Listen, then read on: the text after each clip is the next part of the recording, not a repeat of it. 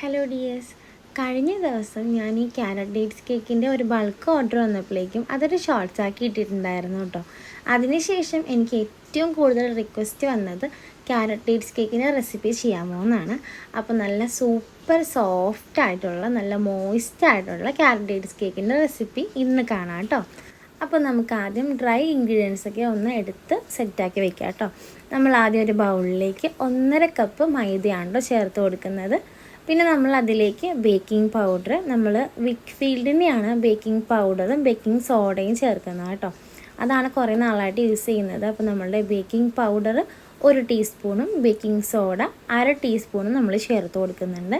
പിന്നെ ഇത് നമ്മളുടെ സ്പൈസസ് ആണ് കേട്ടോ. ഇതിൽ നമ്മളുടെ കറുകാപ്പട്ടയും പിന്നെ ജാതിക്കയും ഏലക്കയും കൂടിയിട്ട് ഒരേ അളവിലെടുത്തിട്ട് പൊടിച്ച് നമ്മൾ സൂക്ഷിക്കുന്നതാണ് കേട്ടോ. എപ്പോഴും വർക്ക് വരുന്നതല്ലേ, അപ്പോൾ നമ്മൾ സൂക്ഷിച്ച് വെച്ചേക്കും. അത് നമ്മളൊരു 1/2 ടീസ്പൂൺ ഇട്ട് കൊടുത്തിട്ടുണ്ട്. എല്ലാം കൂടി നന്നായിട്ട് മിക്സ് ചെയ്ത് വെച്ചു കേട്ടോ. ഇത് അരിക്കേണ്ട ആവശ്യമൊന്നുമില്ല, ജസ്റ്റ് ഒന്ന് മിക്സ് ചെയ്താൽ മതി. പിന്നെ നമ്മളൊരു ബൗൾ എടുത്തിട്ട് അതിലേക്ക് ഒരു 4 മുട്ട പൊട്ടിച്ചൊഴിക്കുന്നുണ്ട്. ഇത് 1 kgൻ്റെ കേക്കിന് വേണ്ടിയിട്ടുള്ള മെഷർമെൻ്റ് ആണ് കേട്ടോ പറയുന്നത്. അടുത്തതായിട്ട് നമുക്ക് വേണ്ടത് ക്യാരറ്റ് ആണ്. അപ്പോൾ ക്യാരറ്റ് നമ്മളൊരു 200 ഗ്രാം എടുത്തിട്ടുണ്ട്. അപ്പം നമ്മളിതാ ഇതുപോലെ കുറച്ച് വലുപ്പത്തിലാണ് ഗ്രേറ്റ് ചെയ്ത് എടുത്തേക്കുന്നത് കേട്ടോ. ആ ഗ്രേറ്ററിൽ വലിയൊരു ബ്ലേഡ് പോലത്തെ സംഭവമില്ല, ബ്ലേഡ് അല്ല, അവർ ഗ്രേറ്റ് ചെയ്യുന്നത് തന്നെ വലുത്, അതിലാണ് കേട്ടോ നമ്മൾ ഗ്രേറ്റ് ചെയ്ത് വെക്കുന്നത്. അപ്പോൾ നമുക്ക് കുറച്ചുകൂടെ കടിക്കാനൊക്കെ കിട്ടും. അപ്പോൾ നമ്മൾ 200 ഗ്രാം ക്യാരറ്റ് എടുക്കുമ്പോഴേക്കും നമുക്ക് ഏകദേശം നിറച്ച് 2 കപ്പോളം ക്യാരറ്റ് കിട്ടും കേട്ടോ. അടുത്തത് നമ്മൾ ഇതിലേക്ക് ചേർക്കുന്നത് ഈന്തപ്പഴമാണ്. അപ്പോൾ നമ്മൾ ഡേറ്റ്സ് 1 കപ്പ് നിറച്ചും ഡേറ്റ്സ് എടുത്തിട്ടുണ്ട്. ഗ്രാം അളവിൽ പറയുവാണെങ്കിൽ ഒരു 150 ഗ്രാം ഡേറ്റ്സ് എടുത്തിട്ടുണ്ട്. നന്നായിട്ട് ചോപ്പ് ചെയ്തെടുത്തേക്കുവാണ് കേട്ടോ. പിന്നെ നമ്മൾ 1/2 കപ്പ് പഞ്ചസാര കൂടി ചേർത്ത് കൊടുക്കുന്നുണ്ട്. എന്നിട്ട് നമുക്ക് ഇതൊന്ന് മിക്സാക്കാൻ വെക്കാം. ഞാനിപ്പോൾ സ്റ്റാൻഡ് മിക്സറാണ് യൂസ് ചെയ്യുന്നത്. നിങ്ങളുടെ കയ്യിൽ ബീറ്ററാണ് ഉള്ളതെങ്കിൽ ബീറ്റർ യൂസ് ചെയ്യാം. ഇപ്പോൾ ബീറ്റർ ഇല്ലെങ്കിൽ ഒരു വിസ്കോ അല്ലെങ്കിൽ ഒരു തടിത്തവിയോ എന്താണുള്ളതെന്ന് വെച്ചാൽ ചെയ്യാം കേട്ടോ. കാരണം ഇതിൽ ശരിക്കും ബീറ്ററിൻ്റെ ആവശ്യമില്ല. അതുകൊണ്ടാണ് ഞാനിപ്പോൾ ഫോൾഡിങ് ചെയ്യുന്ന ആ ഒരു ബ്ലേഡ് ഇട്ടേക്കുന്നത്. ആദ്യം കാണിച്ച ആ ഒരു സ്പീഡിലാണ് കേട്ടോ ഇത് ശരിക്കും കറങ്ങിക്കൊണ്ടിരിക്കുന്നത്. കാരണം 1ലാണ് ഞാൻ ഇട്ടേക്കുന്നത്. ഇതെന്ന് വെച്ചാൽ മുട്ട പതഞ്ഞു വരിക എന്നുള്ളതല്ല, നന്നായിട്ട് ഈ ക്യാരറ്റ് ഇതിൽ കിടന്ന് മിക്സായിട്ട് ആ ക്യാരറ്റിൻ്റെ വെള്ളം ഇതിൽ നിന്ന് ഇറങ്ങി വരിക എന്നുള്ളതാണ് കേട്ടോ ആ ഒരു മെയിൻ സംഭവം. അപ്പോൾ അതുകൊണ്ട് തന്നെ നമുക്ക് ബീറ്ററും കാര്യങ്ങളും ഒന്നും ഇല്ലാതെ തന്നെ നമുക്ക് സൂപ്പറായിട്ടൊരു ക്യാരറ്റ് കേക്ക് ഉണ്ടാക്കാം കേട്ടോ. അടുത്തതായിട്ട് നമ്മളിതിലേക്ക് നമ്മളുടെ ക്യാരമൽ സിറപ്പാണ് ചേർക്കുന്നത്. അപ്പോൾ നമുക്ക് 2 മെത്തേഡിൽ ഇത് ചെയ്യാം. ക്യാരമൽ സിറപ്പ് ഇല്ലാതെയും ചെയ്യാം. അപ്പോൾ ക്യാരമൽ സിറപ്പിൻ്റെ റെസിപ്പി എന്തായാലും ഞാൻ ലാസ്റ്റ് ഷെയർ ചെയ്യുന്നുണ്ട്. അപ്പോൾ എങ്ങനെയാണ് ക്യാരമൽ സിറപ്പ് ഇല്ലാതെ ചെയ്യുന്നതെന്നും പറയുന്നുണ്ട് കേട്ടോ. നമുക്കിതിപ്പോൾ ഒരു 1/2 കപ്പ് പഞ്ചസാരയുടെ ഒരു സിറപ്പാണ് നമ്മളിപ്പോൾ ഇതിലേക്ക് കൊടുത്തേക്കുന്നത്. സിറപ്പ് കൂടി ഒഴിച്ചിട്ട് നന്നായിട്ടൊന്ന് മിക്സ് ചെയ്ത് ജസ്റ്റ് ഒന്ന് ചെറുതായിട്ടൊന്ന് മിക്സ് ആയാൽ മതി കേട്ടോ. ഒന്ന് മിക്സ് ആക്കിയിട്ട് നമ്മൾ മിക്സർ ഓഫ് ചെയ്യുന്നുണ്ട്. എന്നിട്ട് ആ ഒരു ക്യാരറ്റും എല്ലാം സെറ്റാക്കി അതിലേക്ക് ഇട്ടതിന് ശേഷം നമ്മളുടെ ആ ഒരു കൺസിസ്റ്റൻസി ചെക്ക് ചെയ്യുവാണ് കണ്ടോ. ആ ക്യാരറ്റിൽ നിന്നെല്ലാം വെള്ളം എല്ലാം ഇറങ്ങി അത് അത്യാവശ്യം നല്ല രീതിക്ക് ഒരു വോളിയം ഉണ്ടായിട്ടുണ്ട്. അതായത് എഗ്ഗ് പതഞ്ഞ് വന്നേക്കുന്നതല്ല, ആ ക്യാരറ്റിൽ നിന്ന് വെള്ളം ഇറങ്ങിയിട്ട് അത് റെഡിയായി വന്നേക്കുവാണ് കേട്ടോ. അതാണ് അതിൻ്റെ ഒരു പാകം എന്ന് പറയുന്നത്. പിന്നെ നമ്മളിതിലേക്ക് നമ്മൾ ആദ്യം സെറ്റാക്കി വെച്ചേക്കുന്ന ഒരു ഡ്രൈ ഇൻഗ്രീഡിയൻസ് എല്ലാം ചേർത്ത് കൊടുക്കുവാണ്.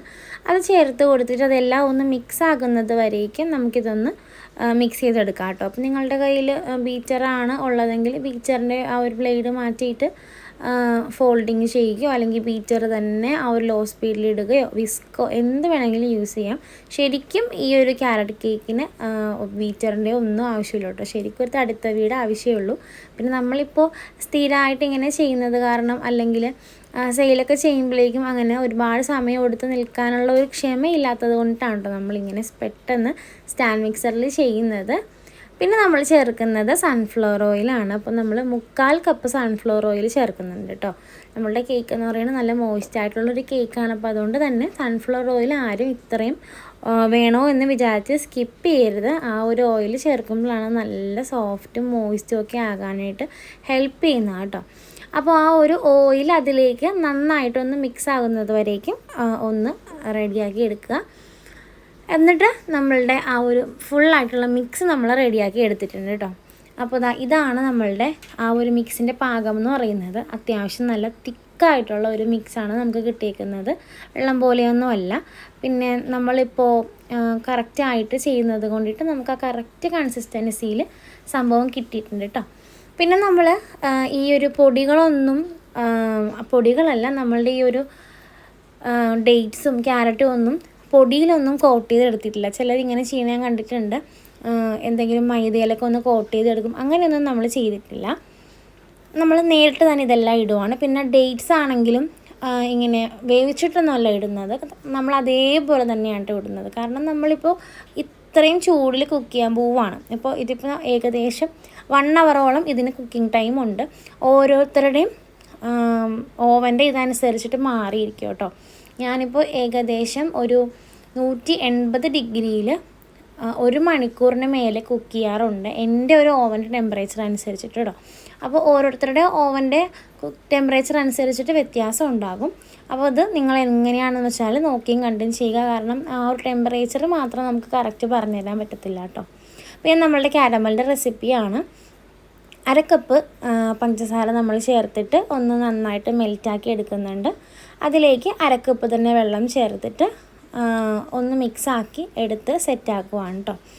അപ്പോൾ ഇത് കാരമൽ സിറപ്പ് ഒഴിക്കുന്നതാണ്. അപ്പോൾ ടോട്ടൽ നമുക്ക് ഇതിന് വേണ്ടത് 1 കപ്പ് പഞ്ചസാരയാണ്. അപ്പോൾ നമ്മൾ ആദ്യം 1 കപ്പ് പഞ്ചസാര കേക്കിലേക്ക് ചേർത്ത് കൊടുത്തു. 1 കപ്പ് പഞ്ചസാര കാരമലൈസ് ചെയ്തും ഇട്ട് കൊടുത്തിട്ടുണ്ട്. ഇപ്പോൾ നിങ്ങൾക്ക് കാരമൽ ചെയ്യാൻ പറ്റുന്നില്ല, അത് വേണ്ടാന്നാണെങ്കിൽ നിങ്ങൾ ബ്രൗൺ ഷുഗർ യൂസ് ചെയ്യുക കേട്ടോ. 1 കപ്പ് ബ്രൗൺ ഷുഗർ യൂസ് ചെയ്യുക. കാരണം കാരമൽ നമ്മൾ ചെയ്യുന്നത് തന്നെ ആ ഒരു കളർ കിട്ടാൻ വേണ്ടിയിട്ടാണ്. അല്ലാതെ പ്രത്യേകിച്ച് അങ്ങനെ ഈ ഒരു ക്യാരറ്റ് കേക്കിൽ കാരമലിൻ്റെ ടേസ്റ്റ് വേണമെന്ന് യാതൊരു നിർബന്ധവും ഇല്ല. അപ്പോൾ നിങ്ങൾ എന്ത് ചെയ്യുക, ഈ കാരമലിൻ്റെ സംഭവം സ്കിപ്പ് ചെയ്യാനാണ് താല്പര്യമെങ്കിൽ ഇതാണ് കേട്ടോ നമ്മളുടെ കാരമലിൻ്റെ ഒരു കൺസിസ്റ്റൻസി തണുത്ത് കഴിഞ്ഞിട്ട്. അപ്പോൾ നിങ്ങൾ എന്ത് ചെയ്യുക, ആ ഒരു കാരമൽ സ്കിപ്പ് ചെയ്തിട്ട് 1 കപ്പ് ബ്രൗൺ ഷുഗർ ചേർത്ത് കഴിഞ്ഞാൽ അത് കളറും ഒക്കെ ആയിരിക്കും, ആ ഒരു മധുരവും എല്ലാം കറക്റ്റ് ആയിരിക്കും കേട്ടോ. അപ്പം നമ്മളുടെ കേക്ക് റെഡി ആയിട്ടുണ്ട്. നമുക്കിപ്പോൾ സെയിൽ ചെയ്യാനാണെങ്കിൽ നമുക്ക് ഇതിൻ്റെ അകത്തുനിന്നൊരു 30 പീസ് കിട്ടും കേട്ടോ. പീസായിട്ടാണ് സെയിൽ ചെയ്യാനുള്ളതെങ്കിൽ നമുക്ക് ഇതിനകത്തൊരു 30 പീസ് നമുക്ക് മുറിച്ചെടുക്കാൻ പറ്റും. അപ്പോൾ ഇത് മുറിച്ച് കഴിഞ്ഞിട്ട് കാണിച്ചു തരാം കേട്ടോ. നമ്മളുടെ ആ ഒരു ക്യാരറ്റൊക്കെ എല്ലാം, അതായത് കേക്കിൻ്റെ താഴെയൊന്നും പോയി കിടക്കുന്നില്ല, എല്ലാം ഈന്തപ്പഴമാണെങ്കിലും നമ്മളുടെ ക്യാരറ്റ് ആണെങ്കിലും എല്ലാം ഫുൾ സ്പ്രെഡായിട്ട് എല്ലായിടത്തും വന്ന് ഇരിക്കുന്നുണ്ട് കേട്ടോ. അപ്പോൾ തന്നെ നമ്മളുടെ കേക്കിൻ്റെ റെസിപ്പി ഇട്ടില്ല എന്ന് പറയരുത് കേട്ടോ. കാരണം എല്ലാവരും ഞാൻ ആ ഒരു വീഡിയോ ഇട്ടതിൻ്റെ മിക്ക കമൻറ്റിലും ഈ കാണുന്നതാണ് ക്യാരറ്റ് കേക്കിൻ്റെ റെസിപ്പി കാണിക്കാവോ എന്ന്. അതുകൊണ്ട് തന്നെ ഓർഡർ പോലും അല്ല കേട്ടോ, നിങ്ങൾക്ക് കാണിക്കാൻ വേണ്ടിയിട്ടാണ് ഞാനിപ്പോൾ ഇത് ചെയ്യുന്നത് തന്നെ. അപ്പോൾ നിങ്ങൾക്ക് ഇനി എന്തെങ്കിലും ഒരു കേക്കിൻ്റെയോ അല്ലെങ്കിൽ എന്തെങ്കിലും നമ്മുടെ ബേക്കിംഗ് റിലേറ്റഡ് ആയിട്ടുള്ള എന്തെങ്കിലും റെസിപ്പീസ് വേണം എന്നാണെങ്കിൽ കമൻറ്റ് ചെയ്തോളൂ കേട്ടോ. ഉറപ്പായിട്ട് ഞാൻ എന്തായാലും ചാനലിൽ കൂടി കാണിക്കുന്നതാണ്. അപ്പോൾ ഇഷ്ടമാകുവാണെങ്കിൽ ഒന്ന് ലൈക്ക് ചെയ്ത് കമൻറ്റ് ചെയ്ത് സബ്സ്ക്രൈബ് ചെയ്യാതെ കാണുന്ന കൂട്ടുകാർ പ്ലീസ് ഒന്ന് സബ്സ്ക്രൈബ് ചെയ്ത് നമ്മളെ ഒന്ന് സപ്പോർട്ട് ചെയ്യണേ. അപ്പോൾ അടുത്തതായിട്ട് ഇനി ഏത് റെസിപ്പി വേണമെന്ന് കമൻറ്റ് ചെയ്യാൻ മറക്കല്ലേ. Thanks for watching.